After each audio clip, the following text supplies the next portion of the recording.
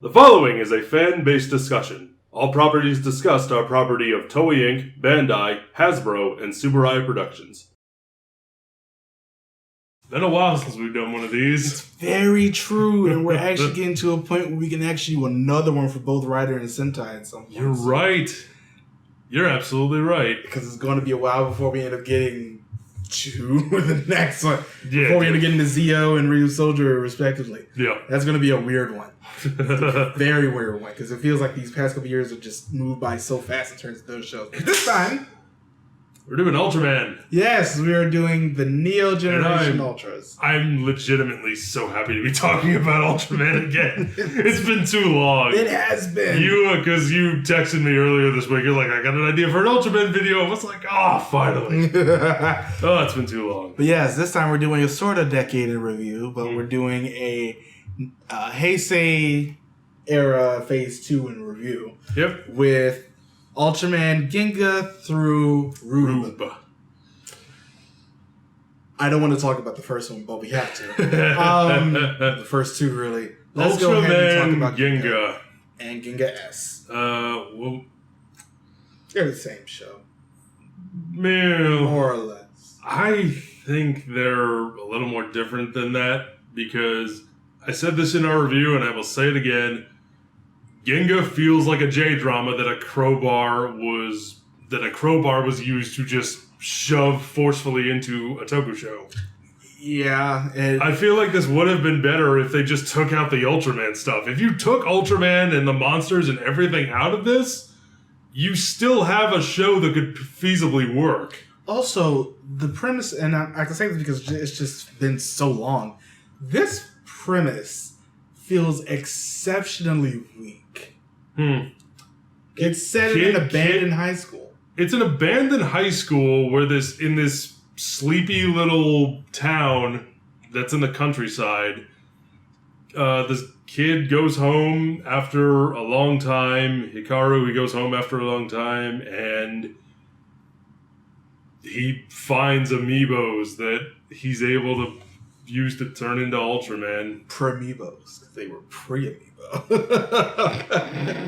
It's just like this show tonally is different from legitimately everything else that comes after. Yeah.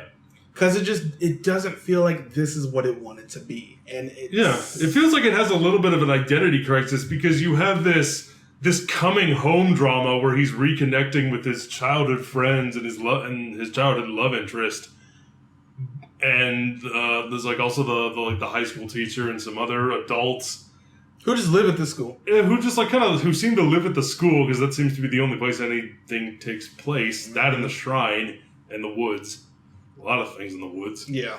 But we like the woods. Yeah, we do, but it's good to see something different. That's true. But I lost my train of thought.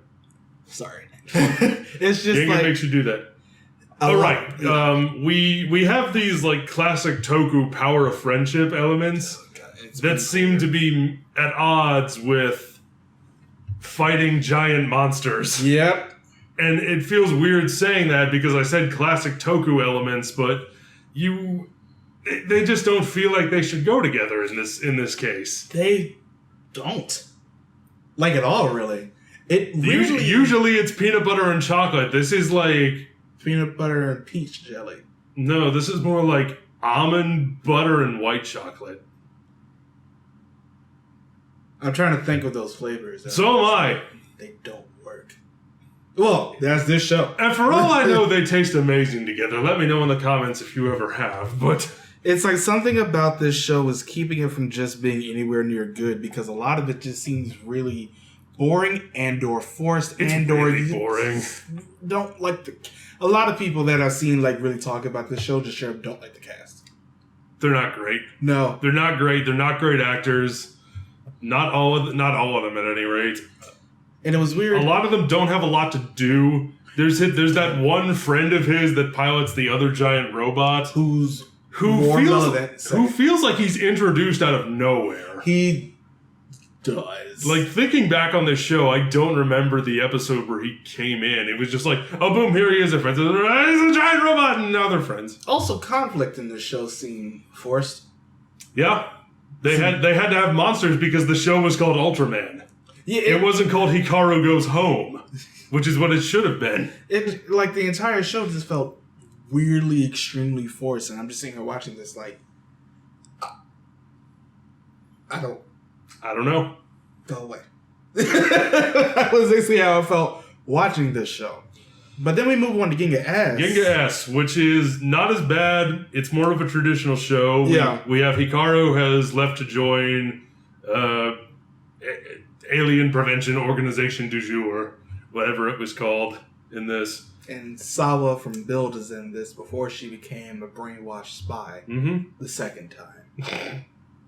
So we have that, and we have Ultraman Victory in this show as well.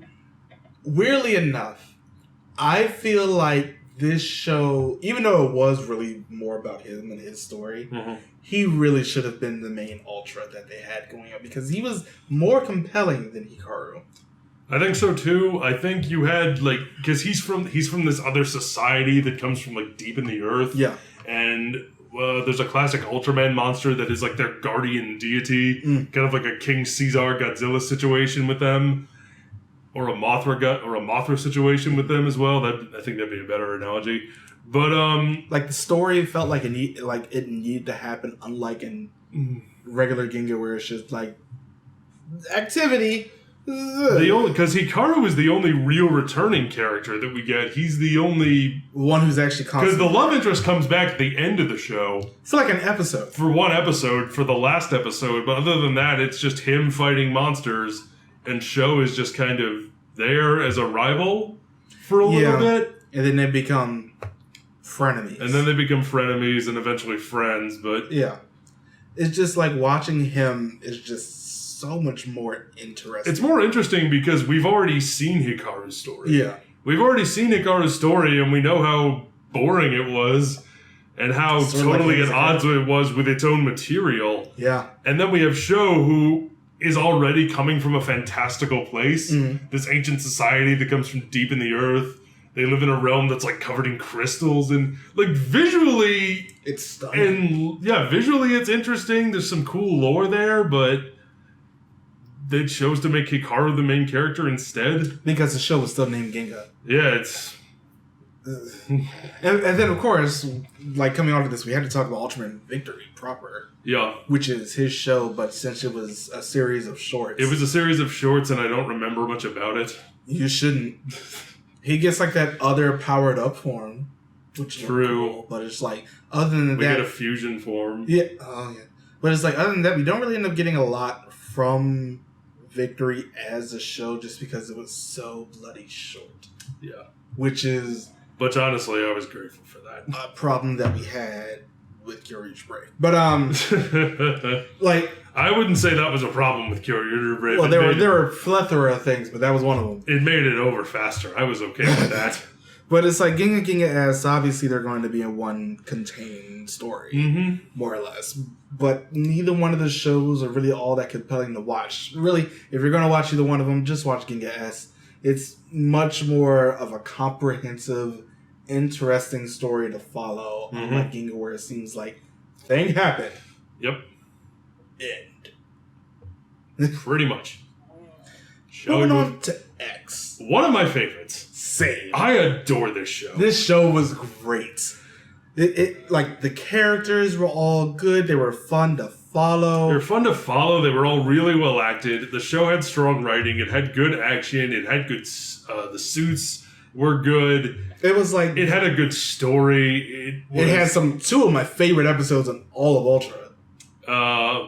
I'm gonna guess one of them is the news episode. Yes, I love that. That one was so good. That was amazing. That was because we get to see getting to see a Toku show from the perspective of the people, literally the people who live in that world. Yeah. Was wonderful. It was such a good change of pace. What's the second one? The second one is it the wedding episode? Yes, the commander and his and his daughter.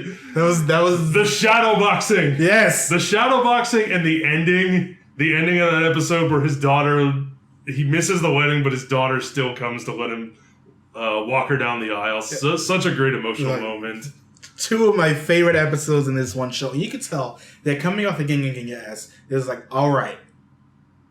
Things weren't great. Things weren't great. But let's go a little bit more back to basics, but still expand on some of the things that Ginga gave us with the more emotional, impactful stories. Yeah. Which, of course, they had from Mebius earlier and Nexus earlier. Yeah. But in this case, it just felt better because the cast was a lot more well-rounded and they were operating off of the more traditional Ultra formula. Yep. We got a show that it's 22 episodes long. It feels like the perfect length. Yeah. It's all killer, no filler. Yeah. And it's like every episode, it's like, here's another monster that he has to fight, but they always manage to tie some sort of character moment in, and even when they don't, it's so fun to watch. It feels just don't like care. A more condensed Mebius, but without the anniversary aspects of it. Yeah. And, Mebius is just amazing. But it's like X and Mebius are both. But they still manage to sneak in, they still, bring in past Ultras, but they do it in a way that's, really good. Yeah. I didn't mind when Ginga showed up in the show. They did show up for 2 episodes. They did, and I didn't mind. It was just a random crossover that happened. It worked. It was like, oh hey, there he is. Because I never hated Hikaru as a character that It was much. just everything else I just around. didn't like the show and everything else around it. So seeing him in show again, it was like, okay. But then you have the Nexus episode. Yeah. With the Lieutenant with her family and how I didn't know what was gonna happen, but as soon as Nexus showed up, I lost my friggin' mind. Because we just love that show. We love seeing him again. And seeing Zero show up again was great. And just, oh man. A lot of good things. It did romance, I thought, pretty well. With Daichi and Asuna, I thought they had a really cute relationship. And, oh man. One of the things I absolutely love about this show is the cast. Everyone is useful. The cast is very Everyone good. serves a purpose. And it really feels like they serve a purpose. It feels like they were really going up a much more, a better step in the right direction. So much of this at least storytelling. This is not a step in the right direction. This is like a continental jump in the right direction. Yet they jumped from Japan to Canada, just like Nexus. That's where our family is located at the end of the show. But moving on from X. Okay. Orb. Orb Origin. I love the show's lead. I love Juggles. Juggles. Orb and Juggles should have been this whole show. They should have really been the only characters in this show. Yeah, because the freaking SSP are the worst. They're a drawback. They are the worst. It was like, I understand this is really a transformative period, and people really responded to Orb, but as we said, from what I've seen, just people based seem on to really like this one. Yeah, just what I've seen based on my own personal observation is seeing people really like this because of Orb himself and Juggles, which are the two best things in the show, which is understandable. I love Orb. I think he's a great character. He's funny. He's a good fighter. I really like him as Ultraman. I like what he brings to the legacy of Ultraman. And I love Juggles so much. He was like the Juggles. best Juggles is like one of the best villains ever. Because he's not always a villain. He's not always a villain, and when he is a villain, he's wonderful. When he's not a villain, you still like him. And just the rivalry that they have. The rivalry that they have is so good. Is just very entertaining to watch. And Orb himself, because the actor, his name is... I was also in Deno as the last main villain. Guy Kurenai. Yep. Is the character's name. Hideo Ishiguro. Yeah. Guy is great, but Hideo is just like, you're sort of the reason why I keep coming back. Well, you and Juggles. But just like, you two are the reason why I keep coming back to this show, because watching the SSP, they're not interesting, and I don't like them. Mm-hmm. But Ishiguro, the guy's got a lot of chemistry. Yeah. Orb himself is a very charismatic man. He's very helpful. He's confident. He's very good at what he does, but it's kind of not... they don't go too far with it. He's very laid back. He's laid back. That's a good way to put it. This is shown more in... I kind of feel like he's... movie. Yeah, I kind of feel like he's a better version of what Haruto was, what they were going for with Haruto and Wizard. Yeah. Where Haruto has that he's kind of laid back, he's very helpful, very nice guy, but they never gave him material to really express that well. Until a future movie. But until... it's always the stuff that's outside of his own movie. Yeah. But the same thing with Ghost. But with Guy, it's different because I felt like if you had a better supporting cast, I feel like the show would have been so much better. Yeah. Unfortunately, though, we do have to go back and talk about Orb Origin. We do. This was a misstep. This was a misstep because the show... It was a story that I didn't feel like you needed to tell. I felt like this story could have been told in flashbacks. It could have been told in flashbacks in Orb proper, which it kind of was. Yeah. But not to this level. It was like something about this show was not interesting. Mm-hmm. Even though it's just like interplanetary conflict, time travel, weird other things. And I'm just looking at this like the stories did not feel connected enough for me to really want to jump back and forth between them. That's because true. It takes Orb and Juggles so long to get to the point where they're really involved in the main conflict. To get to where they are involved in the main conflict, Orb and Juggles feel like supporting characters. Going back and looking back at it, it doesn't feel like they are the focus of this. They're just sort of along for the ride, helping out somebody else. This is sort of like opposite Ryuki, where it's like Shinji and Ren were the main characters in that. Yeah. And they're always the main characters. Yeah. And they have like a gigantic supporting cast, but they never end up taking anything away from the main cast. Mm-hmm. But it's like these, it's just like everything else is happening, and Orb and Juggles are sort of on the fringes of it until the end. And I can't help but wonder if their reasoning behind that was because we had seen them in Orb. Yeah. We know where the story is going to go. And there's not really... So I guess they didn't feel the need to address that as much. I sort of flip-flopped on doing Orb Origin first. Really? Yeah. I was like, I understand that production-wise that came out second. Yeah. But I felt like story-wise we should have watched it first just to see where they came from. And we might not have had such a viewing of that narrative the way that we did because we watched Orb first. Mm-hmm. If we would have watched Orb. I'm honestly glad we did. Yeah, I am too. Because I felt like if we would have went into Orb after watching Orb Origin, we wouldn't have liked Juggles nor Guy nearly as much. Yeah. And they're really the only. Looking at the reception the show got, it was reported that this show had an 89% increase in streaming viewings compared to X. That's pretty massive. Yeah, that is actually pretty damn massive, especially for that time period. I just don't know why. It's its moments, but X is the better overall show. Oh, absolutely. And this is definitely us just looking at it from our point of view. Of course. But it's like X is definitely the better overall story character and just straight up driven. Orb itself, because of the fact that we just should have did not like the supporting cast with the SSP, especially with them being given so much screen time and them seeming overall useless. Completely useless. It's like we did... Again, I feel like what they were going for, they wanted to get away from the actual military organizations or the special units that we had in so many of the past shows. Let's make the main character. Let's make our organization this time, kids. Let's make them kids. Let's make them everymen. They're not a group of highly trained professionals. They're just people who are interested in monsters. But I felt like that worked against it. It worked against it because they were poorly written. Yeah. That's what I think.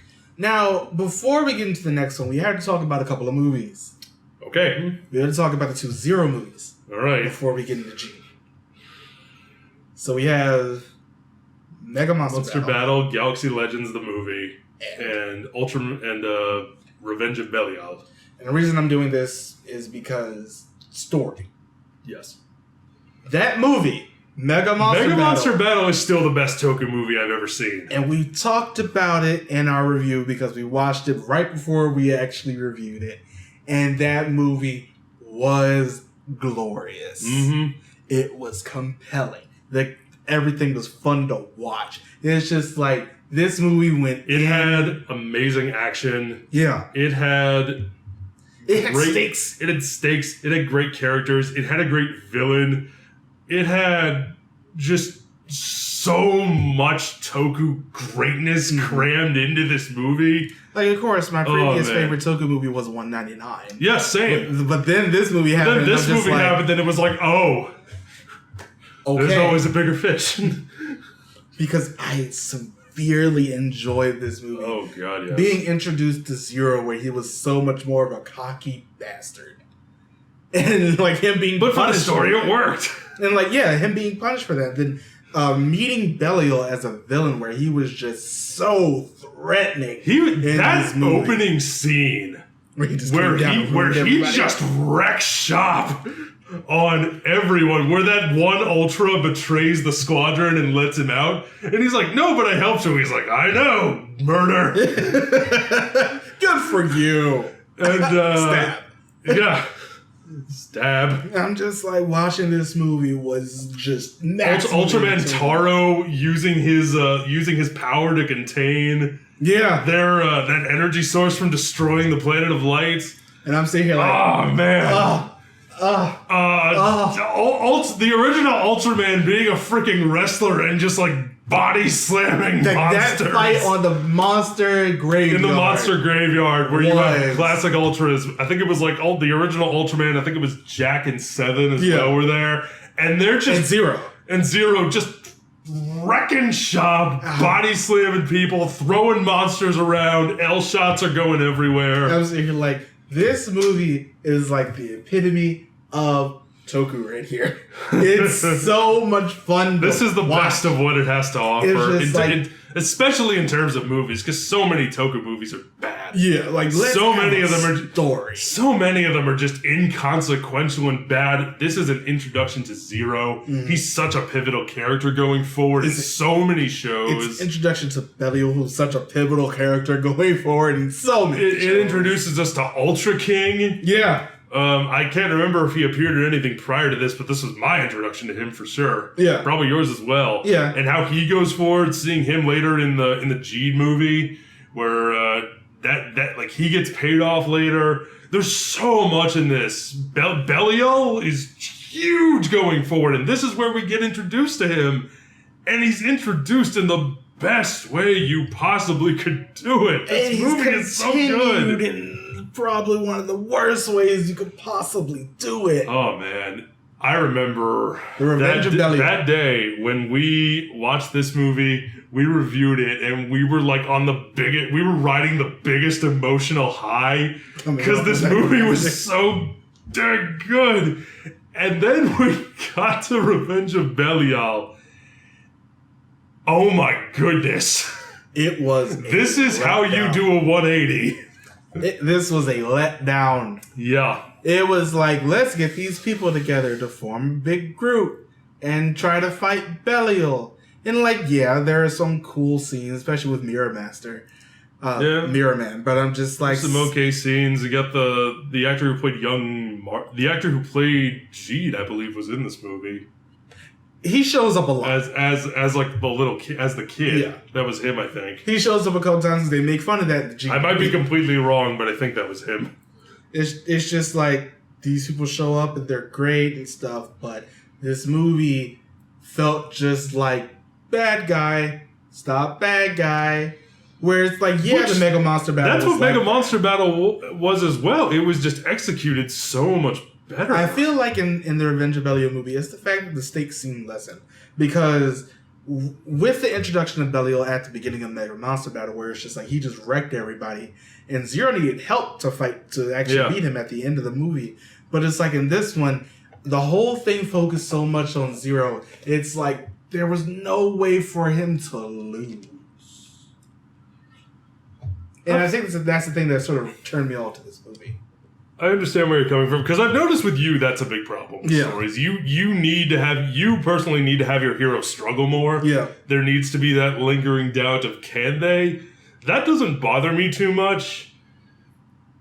It all comes down to execution, and Revenge of Belial just didn't execute. It wasn't executed well. It was boring. The action wasn't very good. No, it wasn't. Not the greatest pacing. Nope. And not a good script. And it just wasn't a good movie. It hurt it. It hurt it bad. It hurt it bad, Barbara. You heard it here first. Uh-huh. But going into the thing that, is really next in terms of this story. Yep. Geed. Which might be my favorite Toku show ever. Really? I said this in our tier list. This may have replaced Ultraman Mebius as my favorite Toku show ever. Looking back on it, I freaking love Geed. It's a fucking amazing This show is so good. Now, I started watching this when it was actually first being subbed and actually, coming out. The beginning of this story is the thing that sort of makes it not my favorite. Because the beginning thing with them, like the pieces of light and random people, I was not a fan of that storyline. Collection of stories like that is just like, I don't know, it feels a little contrived in the way that it was approached. And I was not the biggest fan of the beginning part of it, so I stopped watching it until we came back and actually reviewed it. But it's just like the rest of the show, after they get past that, is amazing. It was like, this is the payoff that I could have kept with. But luckily I didn't have to do that because I got to watch the whole thing at one time instead of waiting. Yeah. But Geed though. The story is great. The villain is great. Villains, because we got two. Villains are pretty good. Laiha. Best girl. That's it. She wins. She's best girl. I mean, what else? Laiha Toba, as portrayed by Chihiro Yamamoto, she has so many fight scenes in the show. That fight she has in the last episode in particular, where she's fighting that one guy, is so good. It's amazing. The action in this show is very well shot. I thought the use of forms was done well. I think the use of using previous Ultraman as forms, Orb did that first, and now Geed's doing it again, and it just works better in this one. I think visually, I really like the way Geed's suits look. I think the thing that sort of sets this one apart from Orb in the way that they did that is because of the fact that here, it actually means something. It really does mean something. The reason that he has Belial as his form because Belial is his father. It's his father, yeah. But Ultraman, the original Ultraman, is the complete opposite of him. And I think that's what makes the original form mean something. I love that. It's great. Leto. You mean the actual best character in this show? Ultraman Zero's host, aka I think the best host he's ever had. He's such a good actor, and he really had a good payoff. Yeah, those scenes with his family, especially at the final episode where he thinks he's not going to come back, and he goes out and celebrates with his daughter for her birthday. But his wife gives him the hug, and when she says, I'll have dinner ready for you when you get back, it's so good! It's actual emotion with actual characters, and I believe this relationship. And Geed's relationship with the people. Yes. Because of how he looks. Yeah, he looks like his dad. He looks like his dad, and his dad is not a very nice person. And it's just people were so afraid of him at the beginning. They really did not trust him for a good portion of that show. And then we end up getting, as we go along, the people starting to trust him. Yep. And that fighting against the destiny that was set out for you by these people is something that I will almost always love if it's executed correctly. And here, it was executed correctly. Yes, it was. I absolutely love the way this show handled predestination from what's your father, the legacy, sins of the father. Yeah, the sins of the father, legacy that was handed down to you by your father, and not to mention the rest of the supporting cast with the AIB. Yes, I love them. Moa was funny. Her teammate was pretty cool. She genuinely cared about him. We had the shadow alien. Yes, Pico. Yeah, I couldn't remember his name. Pico was you would think was just sort of mascot character. And that's all they would be, but there was some depth to that character. Not a lot, but there was some depth to that character. I didn't mind him. I liked him. I thought he was going to be annoying when I first saw him, but almost immediately those doubts were laid to rest. Yeah, because the dynamic he has with Riku, really good. The other AIB guy, who Jan was in this. Jan from Gay Ranger was just randomly in the show for this couple episodes, but weirdly enough, I liked having him here. There. It was just him as sort of that foil to Moa being Moa. Yeah. And then him and Liha fighting together a few times throughout the show, and then him fighting by himself. He had some amazing action scenes. Yeah. And it's just like everything about this show just started to speak to me. Yep. And that language was English because I still don't understand Japanese fully. I'm getting there though. Speaking of which, Learn Lingo Deer has a freaking paywall in it. Oh boy. Sucks. But back to this. This show is damn good. And the movie, as a continuation of the show proper, I was going to say, we have to talk about the movie because it's amazing. it's wonderful. It's the best parts of Orb and the best parts of Geed, but in a movie. So basically, Orb and Juggles and no one else. Orb and Juggles molesting Leto. Ah! The shit I didn't know I needed. That scene is so funny. The scene where he's the dancing scene where he's just like spinning him around. And then he like grabs his ass. Yeah. I'm sitting here like, I love you. Juggles, I missed you and I need you to come back and Juggles is such a bastard in this movie and he's having so much fun being that. I think that's the thing that really carried over from Orb because we saw it in Orb too. He enjoyed every scene he was in. And I'm just like, this is how you can tell that there's going to be something about this character that I just straight up like. Mm-hmm. Because he was just like, yes.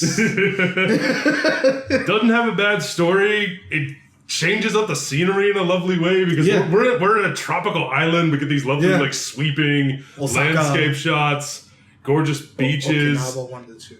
Geed's new form. Oh yeah, that new form is amazing. The form made sense. The form made sense and it was gorgeous. And it was a lot of fun. And I almost wish it was still in the show. Well, it's in the movie, the RB. Oh, right, we can talk about that next. The RB movie. What's next? But the Ultraman Geed movie is quality. It's very good. And I'm just like, yes, but unfortunately, you had to go something not great. Rude. Moving on to Ultraman Rude. The last one we're going to be talking about here. Yeah. Yikes. No. This movie is just like all the bad things in Orb. This is just the SSP, but as the main characters. I never thought about it like that, but yeah, you're not wrong. Because our heroes it's two brothers. Which I like the idea of brothers both being superheroes. If they would have been better superheroes. If they had been better superheroes, if the story didn't keep pulling things out of its ass in order to move it along. But then they got rid of the best character halfway through. And the stuff with their mom, I didn't care about. Yeah, it's like oh, our mom's gone. Oh, she's back now. I think that was the thing. It never feels like this kind of a story carries the emotional weight that it should. Also, I'm just going to say it. How they get their Ultraman powers, it's complete nonsense. It is. Just like, okay, so their mom was in another dimension and she waited in the other dimension until she was ready to give them the things that she got in the other dimension. And then they get them and they instantly know what to do. And this is the epitome of transformations taking way too long. It's also the epitome of the fact that I don't like this cast. Not a big fan of them either. Especially the younger brother. Couldn't act. And like, yeah, we get it. This is probably his first role. It's possible. But it's like, pretty much any other time that you had somebody in any other Ultraman show. Katsumi and Isami. Yeah, even if it was like another Ultra show, usually somebody in that show has their first role in it. Yeah. Somewhere. Or like the main actor. That's a lot of Toku. Yeah, but it's just a lot of Toku, it's their first role. You can tell when somebody is more than likely not going to make it. And this is one of those times. Because I'm sitting here watching him like, I want you away from me and the things that I stand for. The older brother was better, but even still, they both really come across as stilted. In their delivery, in their facial feature, like not so much facial features, but like the facial reactions. Expressions. Something about it just really turned me off. The little sister. The little sister was one of the more poorly handled aspects of the story, and that's saying something. Yeah. Because earlier on in the show, there's that episode where she sees the picture and she thinks, maybe I'm not actually their sister. And by the end of it, she doesn't care. A lot of it because she helped. She was like, it doesn't really matter. They it doesn't matter. treated me as doesn't matter. Like, bitch, where are you? You're not in this picture. You're not even in this century. I'm going to need you to go ahead, take a few steps back, and get your life together. Or lack thereof, because obviously you ain't got none. And then watch. And then the way they pay it off at the end, she's actually she's the Makoto crystal. Oh, God. She turns out to be the human incarnation of the Makoto crystal. She sacrifices her life to defeat the final bad guy, and then 2 seconds later, she's alive again. And in the movie, I don't have a problem with fake deaths in stories, but if they're done well. However, they're not done. This is the opposite of that. It's literally like 2 seconds. She's like, I love you all, thank you so much. Dead. And then 2 seconds later, the family is looking up at the sky and they're like, I'm gonna miss the way she existed. And then they turn around to leave, and then lights and sparkles appear in the heavens, and she floats down, and they catch her, and they're like, yay. And I'm sitting here like, I don't care when about Kamen Rider Forze is doing fake death better than you, you done effed up, son. Damn, son. You had to go there, but it's true.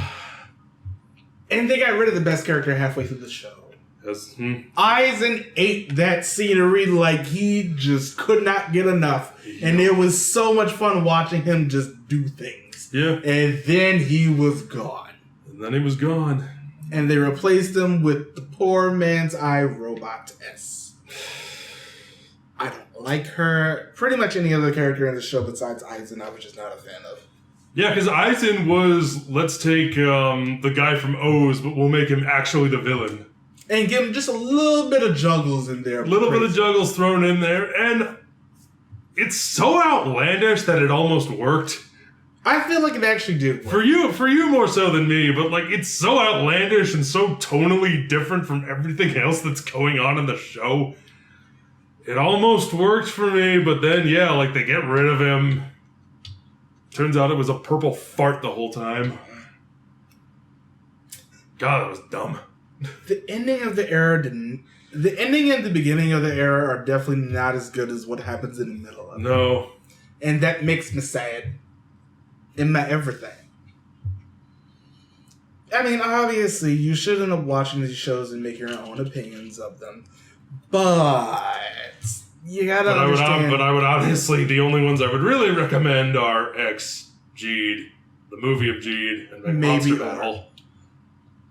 Maybe Orb. Me. Just for Orb and Juggles. That's really all you want. True enough. But yeah. Orb has some good action too. Hell yes. But yeah. That's it. That's really our thoughts on the Neo Generation Ultra. That's over now with Taiga. Mm-hmm. And I guess we're not really 100% sure how they categorize it, but we're just going to go ahead and say it's over. Yeah. And just move on. But yeah, there are things to enjoy, there are things not to enjoy. But let us know what you think in the comments below. Please do. And join us on all the things, Patreon, Instagram, Facebook, Twitter, and Patreon. And we will see you on the next Decade in Review. Bye, everybody. Bye.